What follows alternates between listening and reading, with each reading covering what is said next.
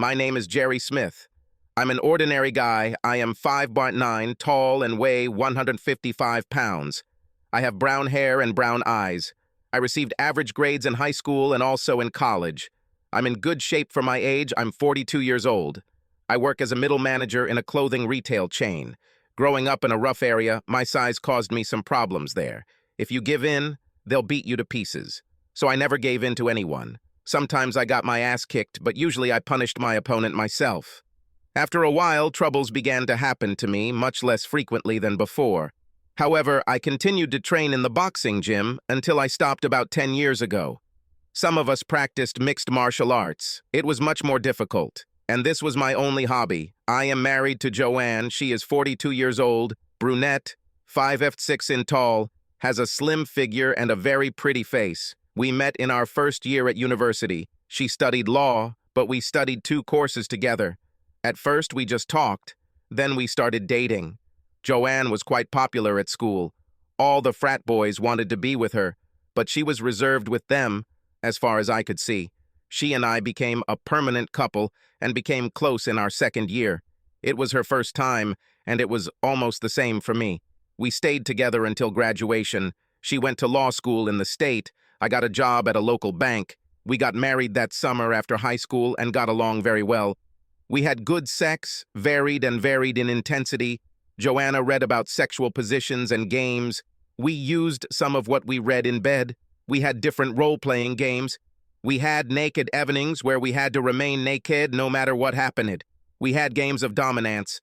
Although she was tougher in sex than me, we used different poses and different scents. It took Joanna 3 years to graduate from law school. All this time I supported us thanks to my work at the bank. Joanne was very smart and came first in her class. Then I received a job offer from a large firm in Washington, D.C., and really wanted to do it. I was looking for a job in the area and found a position as a bank branch manager. We moved to Washington. There they rented an apartment in the city, not far from her work. I needed to get to the suburbs, but I could have done it by bike or by subway. We didn't have a car. That first year in Washington was difficult. Joanne worked maybe 65, 70 hours a week. I worked less, but cooked dinner, did laundry, and cleaned the house. She was making the same amount as me, and it looked like she was going to get a raise every year. We were in good financial shape, but our personal lives suffered. We met about twice a month. When we did this, things weren't as good as they used to be. After a while, Joanne began to often come home late after work. Dinner was cold, even if I stayed late. I began to wonder about us, and especially about her. I tried to understand what her work life was like. At home, she didn't talk about her too much. She worked with a team of lawyers and paralegals on a corporate merger transaction. As the time for the merger approached, she was at home less and less. One Friday, I visited her during lunch break to surprise her. I knew that she didn't like to dine alone, so I decided to take her to a nearby restaurant for a bite to eat. I arrived at noon, but the secretary said Joanne was gone for the day. Where did she go? To court? No, I don't know exactly where, but I think her group went to lunch, probably at Cicero's. The secretary looked funny when she said that. Well, it's lunch after all. Why for the rest of the day? Maybe I'll see her at home earlier. The secretary lowered her eyes. Maybe. I saw that she was very embarrassed and said goodbye. Thank you. See you. Going out into the street, I headed to the metro station opposite the Cicero restaurant. After purchasing a tuna cheese sandwich, I sat outside and watched the street. About an hour later, Joanne left the restaurant with a group of people. There was another woman, Lydia, whom I knew from social events. There were 3 men with them. 2 were over 30, both large men. The third was older, graying, and not so big. I assumed he was Paul Dorgon, head of Joanne's department at the firm, and a partner. I didn't know the other 2. Joanne walked between the 2 young men. One was dark-haired, and the other had light brown hair and a beard. I may have seen them at a social event, but I wasn't sure. I crossed the street to block their path. The dark-haired guy put his arm around my wife's waist. She didn't move away. I ran up behind them and tapped Joanne on the shoulder. She turned around to see who it was and, turning pale, said, "Oh, Jerry, what are you doing here? The guy was still hugging her, although she turned to me. He looked upset. Joanne stepped away from him. Fred, this is my husband, Jerry. Maybe you met him at the picnic. Joanne blushed. The other three also seemed excited. Paul Dorgon stepped forward, holding out his hand. Jerry, I'm Paul. I actually remember you from the picnic. You played softball. I shook his hand, all the while looking at Fred. He was over 6 feet tall and stocky. I did play softball, and actually at the picnic, I usually play hardball. I was still looking at Fred, and he stared straight at me. Fred, maybe we should do this now, I said. He couldn't answer immediately, and Paul didn't give him this opportunity. Jerry, calm down. We were all just at lunch. The merger thing is over. We had a little celebration. We're heading back now. I think maybe Fred got a little carried away. Joanne recovered enough to speak. Jerry, I hope you don't make a mistake. Fred may have just gone a little overboard with the celebration. I didn't take my eyes off Fred, and he didn't look away either. I smiled. His hands were clenched into fists. He was huddled together, ready to fight. I waited for him. I was completely relaxed. Confrontation, physical confrontation, was one of the things I liked most in life. It could happen at any second. Fred's friend with the beard grabbed him from behind and pulled him aside. Fred tried to resist, but Paul shouted at him, Stop now! Take him away, Bill! Fred relented and allowed Bill to escort him. By this time, a small crowd had already gathered there. Joanne stepped between me and her colleagues. Jerry, you have nothing to worry about or be upset about. Nothing happened. Paul said, Joanne, maybe you should take the rest of the day off. Go home with your husband. There's not much to do now, and tomorrow will be a new day. Okay, thanks, Paul. Come on, Jerry, let's go for a walk. I said, I'm very disappointed. I'll have to go to the gym later. But I left with her. We headed to our apartment. It was in the opposite direction from her office, but that was the direction they all walked when they left the restaurant. The other 4 turned around and walked back toward Cicero and their office. Quite an eloquent act, from my point of view. Joanne and I walked around the city for about 30 minutes or so. We said almost nothing. When we returned to our house and went inside, I brought us some water. I sat down on the sofa, and she sat across from me on the dining chair. It was a small apartment. I said, So, tell me what happened. All about this event. There's not much to tell. You jumped to conclusions. He just hugged me with one arm. There are several errors in your answer, and I'm sure you know it. You're lying and underestimating me. I'm not a fool, even if I'm not a lawyer. Don't lie to me again. Her face somehow wrinkled. She didn't say anything, and she began to breathe quickly. Just calm down and tell me what's going on. I know you took the rest of the day off work. I know you were all leaving work when I saw you. And, more importantly, old Fred was ready to fight, right there in the street. He was going to try to hit me. If Bill hadn't grabbed him, we would have fought right there. So, I think he has some feelings for you that make him hostile towards your husband. She began to cry, quietly, without sobbing. We all worked so hard. We all became close. We worked especially well with Fred. He wanted to celebrate alone with me. And I agreed. Would you bring him here? No, he said he had a room at the Hyatt Hotel. Where were the others going? The 3 of them were also going to the Hyatt. Those 3 had another room. Fred married? Yes, he has a 2-year-old son. She began to sob again. Have you had any sex with him before now? If you lie and I find out, and I definitely will, I will leave you. No sex. A couple of kisses. A hug. No stripping. What about the other 3? Is this some kind of normal thing for them? I think Bill and Lydia may have met in secret a few times. Paul just wanted to watch. Bill and Lydia are married to others? Yes, Paul too, but his wife is sick. Have you ever cheated on me except this time? No. And it wasn't a lie. You saved me. It doesn't make much difference. You destroyed all the trust I had in you. I think that if I slept with him, it would be a big difference compared to what happened today. But I see that trust can become an issue. I don't know what to say. I will never allow myself to get into this situation. You're saying that now. But what's going to happen at your place of work on Monday? They'll all want to know what we talked about. Besides, that Fred guy won't give up, whether he has a child or not. I've seen how strong his feelings are. Has a fondness for you. What are you going to do about it? Maybe you should quit this job. I can't just quit. We need the money. And I love this job. I'm really good at this job, and I'll get promotion after promotion.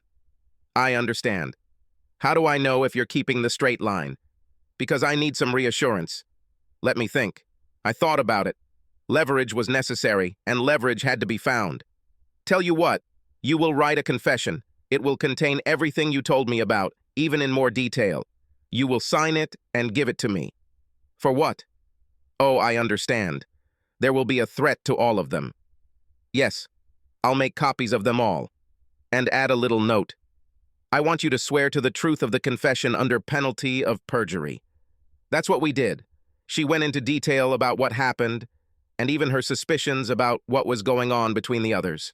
Then we went to dinner at a cafe down the street.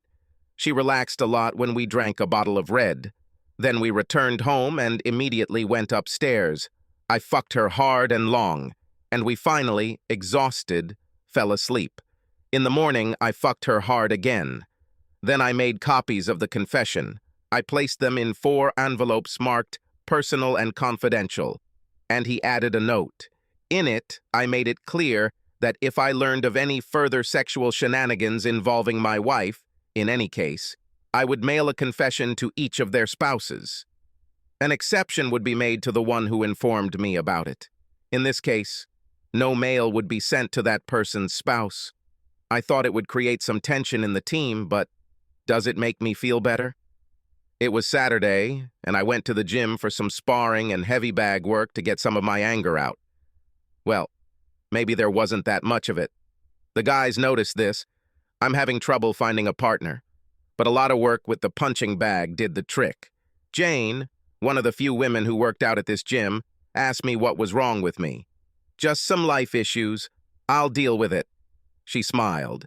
Despite her hobby, she was a cutie, with a nice figure under that training bra. Well, if you need any help or anything, let me know. I will do so.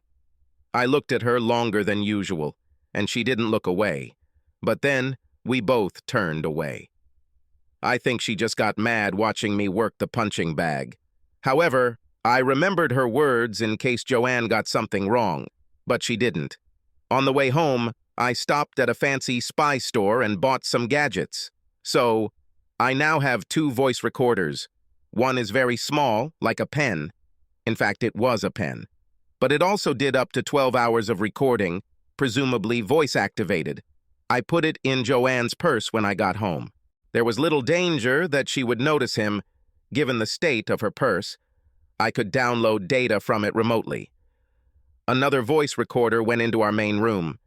It was hidden under the sofa, next to the bedroom door. I could turn it on and off using the remote control. I left it on when I wasn't home, and generally turned it off when I was home. On Saturday evening, we went to the cinema, then bought ice cream. It was a nice date, and neither of us mentioned our problem. On Sunday, we also relaxed. I was watching a football match on TV. Joanne was reading a romance novel. We had dinner at home and went to bed early. We had a nice session of gentle sex. I felt much better, especially since both voice recorders were in place. On Monday morning, we went to work. I gave the envelopes to Joan so she could give them to her team. I knew she would do this because I believed she loved me and saw this ploy as a way to keep us together and allow her to continue working at the firm. Also, I had my recording devices. I lacked confidence, so devices were necessary. I went to work by bike. It was a normal day, and I had cooked fried chicken for dinner when Joanne walked in around 6 p.m. And how did your team like my envelopes? I called them all into the conference room. He's one of those bug-free ones. They were all worried about Friday. I said, you knew right away what was going on. I told them you asked me to quit my job, but I wanted to stay. Then you came up with this plan. I gave them the envelopes. They all quickly became unhappy. It's interesting because it took them a while to appreciate what you did. Everyone except Paul, who understood immediately. He really smiled when I read it. I think we should hire your husband, he said. This document is the product of a cunning and resourceful mind. Anyway, she continued, in the end they all saw what he saw. I admit, that there were a lot of side looks at me, but then everyone just went off and went about their work. I don't think that the team will last a long time, maybe just a day or so. If I were the manager, I would split us up. Later, I listened to the downloaded material. The meeting went exactly as she told me. However, I found that after that everything else became so boring that it became useless. Here are the technical solutions for you. Even though I saved Joanne, I was on the verge of a breakdown over our marriage. I could not constantly look after her, and I was not sure of her unfailing fidelity. She had many chances to deceive me. Women like her constantly fell for seducers. Strong pressure, soft pressure, subtle pressure, but still pressure. Maybe she learned her lesson, maybe she didn't. I decided that we needed to talk further. This was approximately 4 weeks after the incident. Her team was sent in different directions, but they all remained in the DC office, except for Lydia. She's the one I wasn't worried about at all. One evening after work, before dinner, I was sitting at the kitchen table with 2 glasses of wine. Joanne, we need to talk, I said. This worried her. She sat up and looked at me. What? I thought we were fine. It's actually good. I can't seem to shake off the issue of mistrust, even with your confession. You know there are some loopholes in this document. I would like a better explanation as to why you agreed to cheat on me with Fred. I liked him. I found him attractive. And I didn't think you'd ever find out since it was supposed to be a one-time thing. That's the lesson I learned. I love you, and I want to be only with you. But you knew it would be risky. Your whole office knew what it was.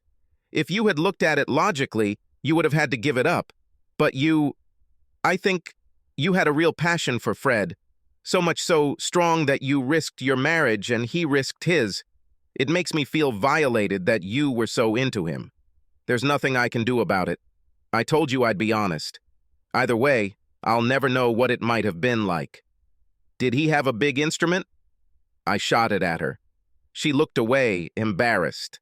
I asked, how big? And how do you know?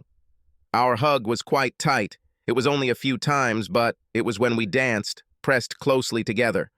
A woman can understand a lot. He seemed big. But I agreed not that's why. Maybe partly. But mostly I was just close to him.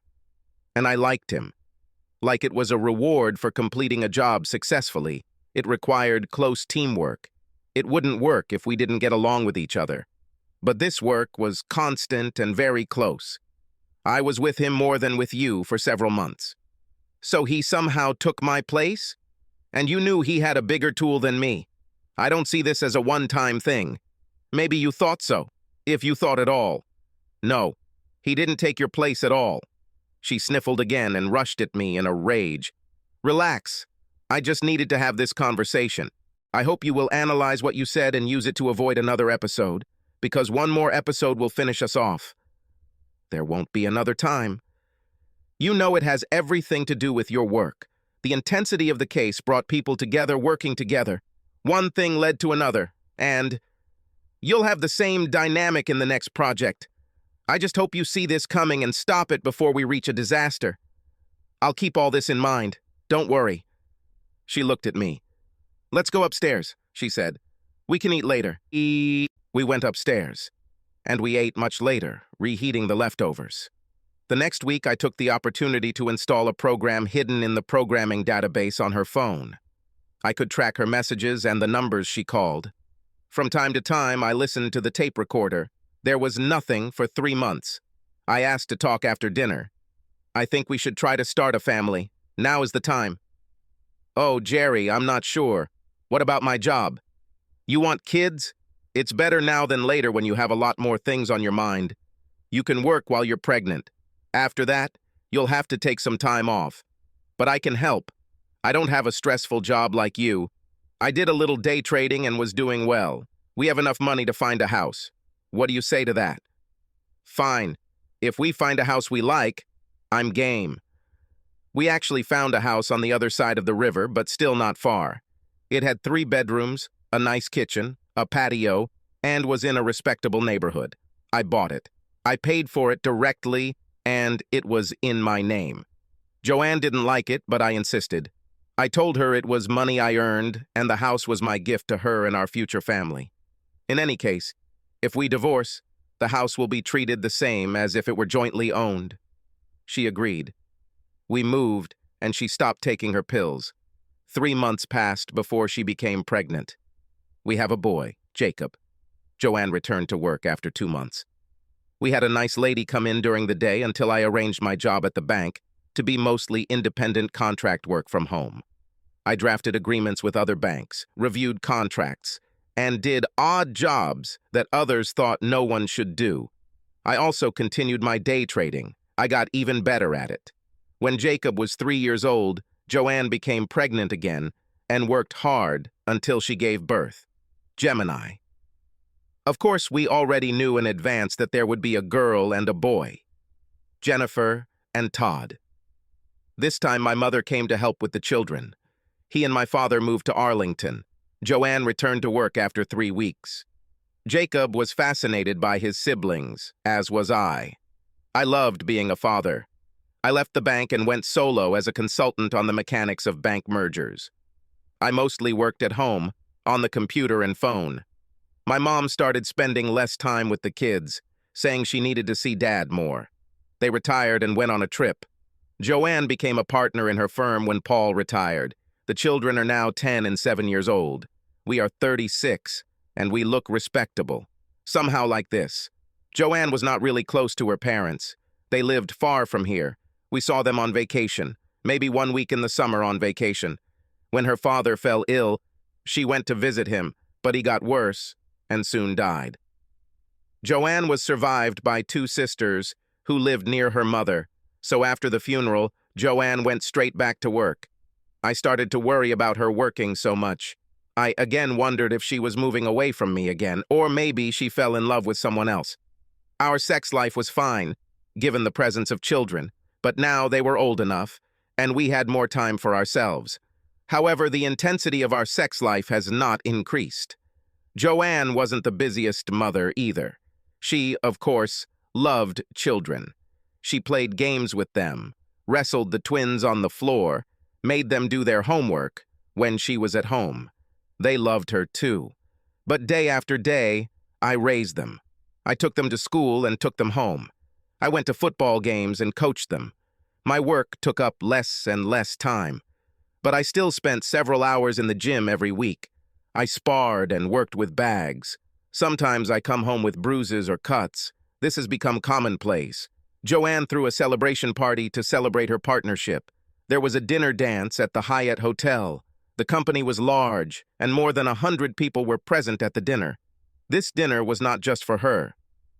2 of her other colleagues also became partners. Fred was already a partner. A year ago, we even went to his place for dinner. He brought with him his wife, who was very pretty. Now they also had 3 children. We had a pleasant evening at this party. Fred and I spoke politely as I shook his hand.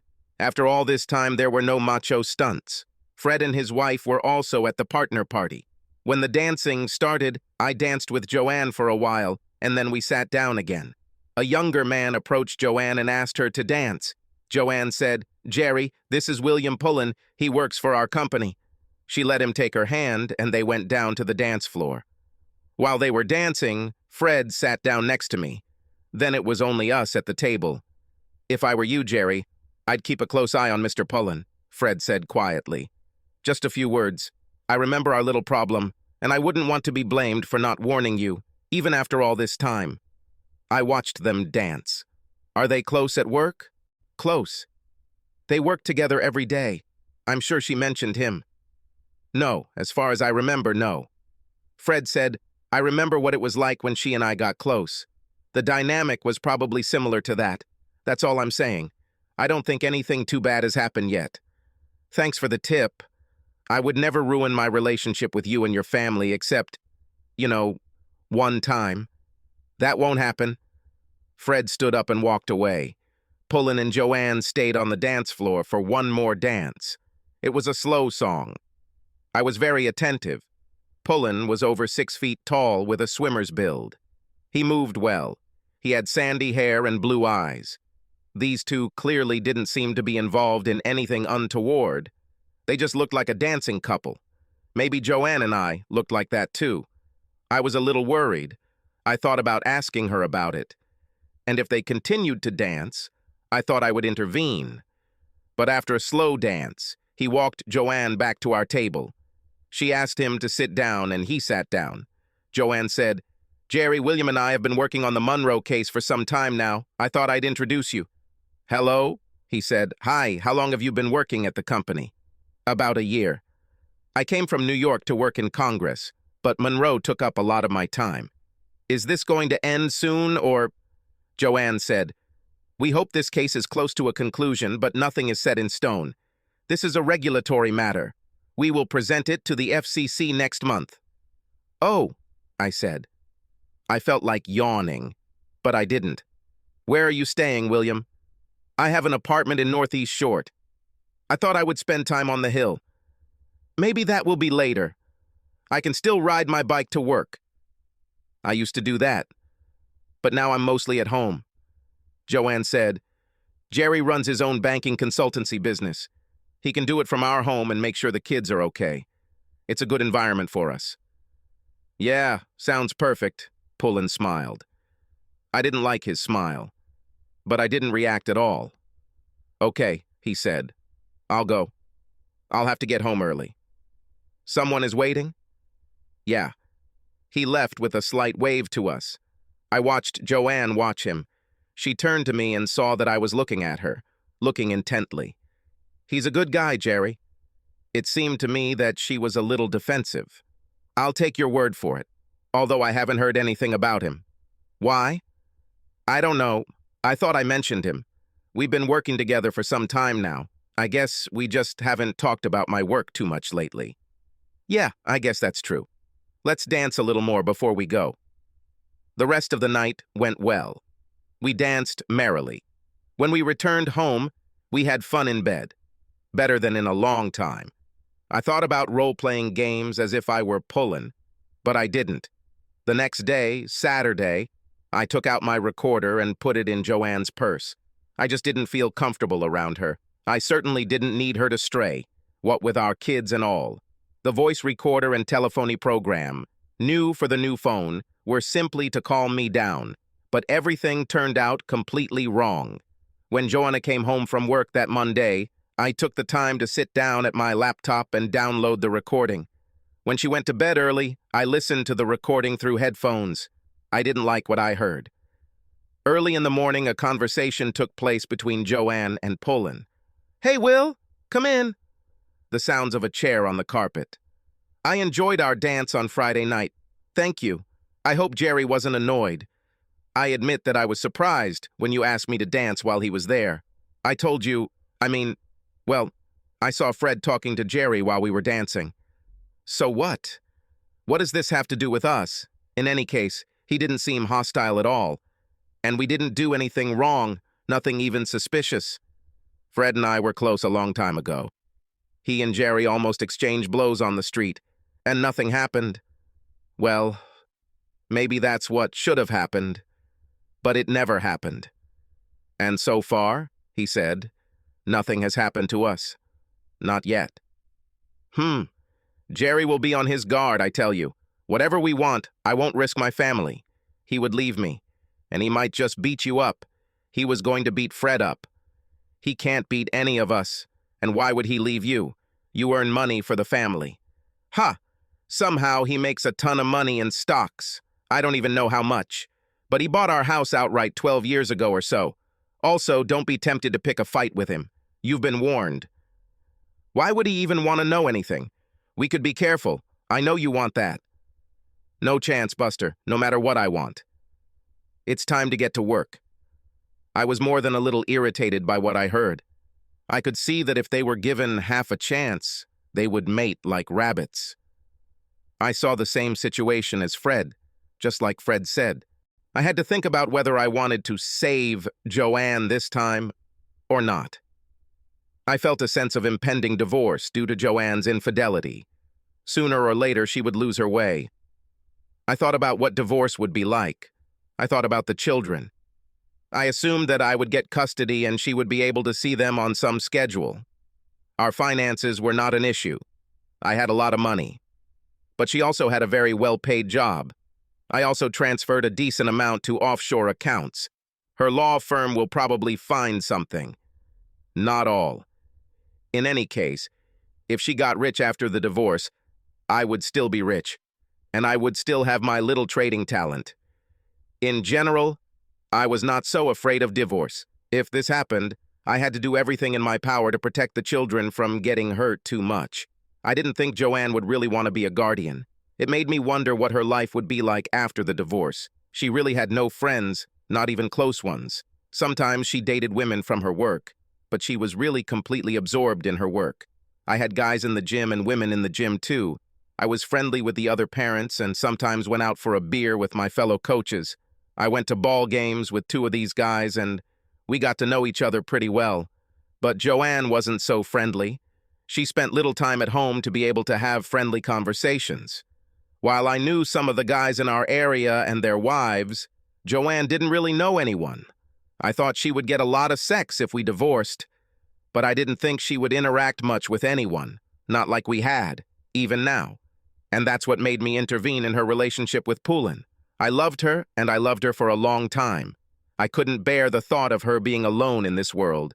I made arrangements with my parents, who were in town, to pick up the kids Friday through Sunday afternoons. Now I spend a lot of time listening to recordings and checking messages and phone numbers. I wanted to see how far things had come. A conversation took place between the two of them. Apparently, the matter was suddenly close to completion. Joanne said, "Will, I think we can finish this in about 2 weeks. We might have to go to New York to finish the job. Maybe we could do it midweek and stay overnight. You're a very bad guy, Will. I don't think Jerry would like the idea of us going away for the night at all. Just tell him it's necessary and he has to trust you, that's all. He's not stupid. He'd have some way to check what we're doing. He doesn't trust me. Don't tell him until after tomorrow night. Then he won't be able to arrange anything. Of course he could. He could just come with me, offer to take me to a show, and I would have to live with that. Listen, Joanne, when this thing is over, I want to celebrate with you and only you, alone. You want that too, right? Yes. I'll think of something. We could just rent a room in the city, or you could come to me on a weekday. I think it will work, Joanne said. Take a taxi, stay home from lunch until dinner. Might work more than once if everything goes well. Joanne laughed. Deal. Shake him. Some shuffling sounds were heard. Enough. Joanne was breathing heavily. I'm leaving. See you tomorrow. The door opened and closed. That evening, after the kids had gone upstairs, I called Joanne to the kitchen table to talk. She looked worried. I think you and your assistant Poulin have become too close. I've lost trust in you. Well, I was wondering if I should just let things slide this time and you'll reap what you sow. But I thought I owed you more than that. And I thought about our children. When Joanne heard this, she was overcome with emotion, sadness, and anger. Her face was about to scrunch up, but then she pulled herself together and sat up straight. I'm not denying that I have feelings for William. I'd really like to act on them. Are you saying you were just going to let it happen? I was ready for this. Then we would just have to get a divorce. That would be the end of us. But I thought we could talk about it before all this happened. I love you, and I'm trying my best to stop this. Bye, you haven't gone too far. Well, she snorted. Thank you very much. Joanne, it's true. It's on your conscience. You either need to control yourself or decide to start a new life. I hope that before you decide, you'll think about what that new life could be like. You'd have a fun affair with a boy, a toy, and what after that? Are you really going to divorce me because of an affair? There's absolutely no doubt about that. I don't want to get a divorce. What I really want is, well, I think I need a little wiggle room. What does this mean? You want to be able to cheat on me and not get divorced. Keep dreaming. Why don't I get, just once, the chance to test someone else? You can experience whatever you want. I'll be filing on Monday. Make arrangements to move somewhere as soon as possible. You'll get a couch in the living room tonight. Jerry, stop it. I was just joking. I wouldn't ruin our marriage. You weren't kidding. We both know it. I won't trust a word you promise. I don't want to take on the burden of watching you all the time. Anyway, you could just sneak out some afternoon with that boy. We're done. Joanne asked, "What about the children? You can spend as much time with them as you do now. Maybe more, considering they rarely see you." Fine, if that's what you want. But if you give me just a little bit of wiggle room this time, I'll never ask again. Until the next big thing. That's it. Go. Joanne stood up and packed her bag. She is gone. And she rented a motel room where she spent the night. The next morning I got dressed and went to work. Will walked into her office just after 9 a.m. "We can do it this afternoon. I don't have anything urgent, neither do you." "Fine. Let's have lunch at your place at noon." "Great. Jerry kicked me out last night. I was staying at a hotel. I asked him for permission to, have an affair just one time. He became icy and threw me out. I told him I was joking. He didn't believe me. I think I wouldn't believe myself either." "What are you going to do, get a divorce?" Will looked worried. "I'll try not to. I'm not sure he's serious about that. If he divorces you and claims adultery, we could both be in trouble. Maybe we should cut him some slack." "I don't want that. I want my fling. With you. Today. How can he even find out?" Will was overcome with desire for Joanne. This clouded his judgment. Fine. They met right outside the office at noon. Then we took a taxi and went to his house. Will opened the door. Joanne turned and hugged him. She was excited all day. She could feel his arousal through her skirt. They had a very passionate kiss. Joanne stepped back and took off her blouse. Then she took off her skirt. Will watched as she surrendered to him. They had sex. It was as strong as she expected. New man, the thrill of illicit sex. This combination was perfect for sex. When it was all over, they fell next to each other. "Was it worth the risk, Joanne?" "Oh, yeah." She smiled at him. They spent the rest of the day in or next to his bed. They didn't even have lunch. At 6, Will said it was time for him to leave, and Joanne got dressed. She wondered if she should try to return home. Jerry couldn't know what she did. Maybe he changed his mind. She made sure to clean herself up before leaving. Then I caught a taxi on the other side of the river. There was no one at home. Joanne thought the kids were probably at some extracurricular activity. She was sitting in her kitchen eating a sandwich. Then I drank beer. Then she looked around where she had lived for so long. If she had to leave, she would be sad. She decided to brazenly talk to Jerry. There was no way he could have known what she did, she told herself. She could promise him that she would be faithful. She could point out that she had been faithful to him ever since her slip-up with Fred, which wasn't a slip-up at all. It was so long ago. Jerry and the kids arrived around 7:30 p.m. They played children's basketball. All the children were happy to tell her about it. Jerry just sat on the sidelines and watched. When they had all eaten, Jerry shooed the children up the stairs to get ready for bed. "Why are you here, Joanne? I thought I made everything crystal clear." "I have decided to withdraw my request for room to maneuver. I understand that it was a big mistake. I take it back. I just want to stay with you and the children." "Too bad. Where were you this afternoon when I tried to call?" "I had a meeting with a client. You know, we have a phone app that allows us to find each other's phones. I used it while you were out of work. You were in Will's apartment for several hours. Any comment is pointless. So what kind of meeting was this?" How could you test me like that? How could I not check? You've been having sex with this guy all day, and now you show up here and say you're withdrawing your leeway request. Such nonsense. We're done. He said this with emphasis, but without shouting. Jerry got up and went upstairs to put the kids to bed. He made them more comfortable. They were all tired after a long day. When he came downstairs, Joanne was sitting at the table. "I'm sorry I did it. I won't do it again. I still don't know why I did it." Just get out, Joanne. Wait, tell me, was daytime sex worth losing your marriage and family? Because I think you believed it was worth it, and that's why you did it. Yeah, it was good, I liked it. Joanne was a bit provocative. Jerry didn't care. I'll file the paperwork as soon as I can. Don't come back here. I'll send movers and take your things to wherever you pick them up. Maybe take them to Will, right? Joanne left. The divorce was easy for both parties. Joanne insisted on free access, but her finances were all right, and she didn't ask for anything. Jerry didn't ask for alimony either. The children quickly got used to the new reality. Joanne picked them up every other Sunday for the whole day. As a result, they began to see her almost as often as before. Joanne and Will maintained their relationship for about a month. Then she became wary. He started dating a younger woman. She didn't mind, but she didn't like the risk of contracting an STD, and Will wouldn't use condoms. They ended the relationship. Joanne wasn't all that upset about it. Sex, after the first time, became ordinary.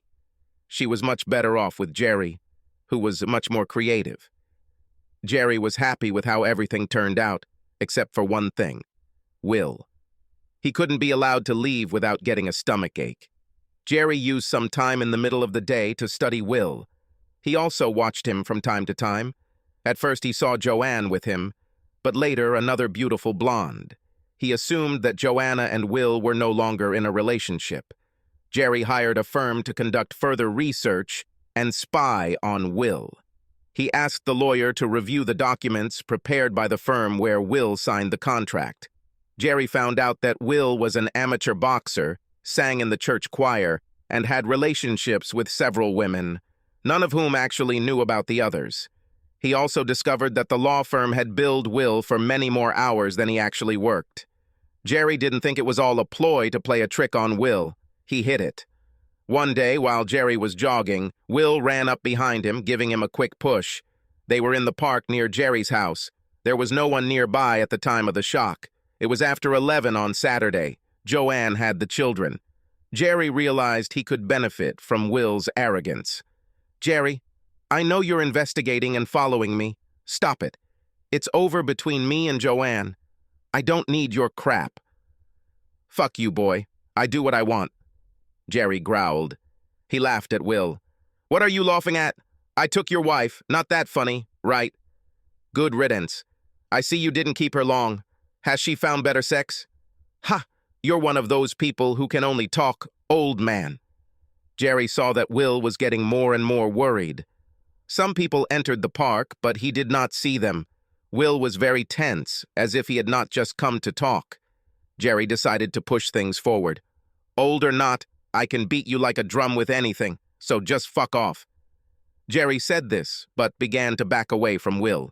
He stepped towards him, encouraged by Jerry's apparent retreat. Then he pushed Jerry hard. Jerry took the blow and fell backwards. He went down on purpose. Will stepped towards Jerry and kicked him in the stomach. Jerry took the blow and rolled to the side. He saw this coming. He barely felt the blow, although he had a bruise the next day. People who had come to the park ran towards Will, shouting at him to stop. Jerry jumped up when Will was momentarily distracted. He pushed Will. You brute, Jerry mocked him. Attached to a smaller, older guy. You should be ashamed. Will was on edge over this. He knew Jerry was making fun of him. He launched a full attack on Jerry. The people around the stage, 2 men and a woman, were too timid to intervene. Jerry let Will get closer, then turned and punched him in the stomach. There was a loud "ooh-vee" sound, but Will took a boxer's stance and threw an overhead punch right at Jerry. Jerry couldn't help but admire this. He hit Will hard, and he knew it hurt. Jerry dodged the right hand and hit Will in the stomach again. He then threw a left hook to his kidney, and he pushed him towards the swing and hit him several more times in the body area. Jerry stepped back, and Will fell to his knees, clutching his stomach. Jerry turned and walked away. All this took less than 2 minutes, and the real damage done to Will was done in 20 seconds. The people who were watching came up to him and helped him up. Jerry crossed the street and ran away.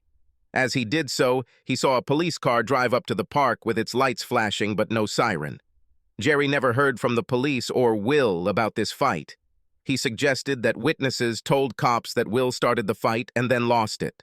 Or maybe he simply refused to file a complaint. Jerry decided the fight with Will was enough. He knew he had deceived him and that if they fought again, Will might win. The two never saw each other again. Meanwhile, Joanne analyzed the entire situation, hoping to understand how she could have lost control for Will. She gave up a good marriage and a good family life for an affair with Will. Looking back, we can say that it was monstrously stupid. Joanne decided that it wasn't Will she really wanted so much that she gave up on her family. It was her job. This was what she was most passionate about. That's why she almost screwed Fred. That's why she fucked Will. She loved her job so much that she wanted to fuck her colleagues, especially those with whom she worked closely. Sex was the ultimate intimacy. She kicked herself for not noticing this sooner. She decided that this was a flaw in her behavior. She will have to be careful in the future, although it may have been the closing of the barn door after the horses ran away. What she failed to understand was that the affair was her way of distancing herself from her family. This allowed her to work, without the guilt of not living up to the mom paradigm. Now the family was neatly divided into two parts. Part of it every second. Sunday. Jerry moved forward smoothly. He started dating about a year after the breakup, meeting a sweet woman who was a single mother of 8-year-old twins. Her name was Naomi. They had several pleasant dinner dates. He then invited her and her children to the Sabbath. They all got along well with each other. Jerry was happy because he really liked Naomi. He asked her to go with him to a resort for the weekend. He made it clear that it was for sex. They took care of the kids, left on Friday, and had a great time. Naomi was a sexy woman. Jerry, an ordinary man, had a sexual talent that she had never experienced before. About 6 months later, he proposed to her. She agreed, and the families were united. Jerry had to buy a new house with more bedrooms away from the city. He missed the old house, which was now being rented out. But the new one had a swimming pool and a pool table. There was a heavy pair in the basement, just right for Jerry. Jerry was pleased with how things turned out. He did not regret leaving Joanne, despite their long marriage. She was an unfaithful workaholic. He was convinced that Naomi would not deceive. She was an elementary school teacher, not a lawyer working under pressure. He didn't feel the need to keep an eye on her like he did with Joanne. It was much more comfortable and allowed more love to grow. She was really growing. Jerry and Naomi both considered family to be the center of their lives. Their united family kept them busy and fulfilled. Subscribe to our channel so that your second chaff doesn't cheat on you, and go ahead and listen to the next story, because this story is nothing compared to the next one. If you're under 18, don't even think about listening to the next one.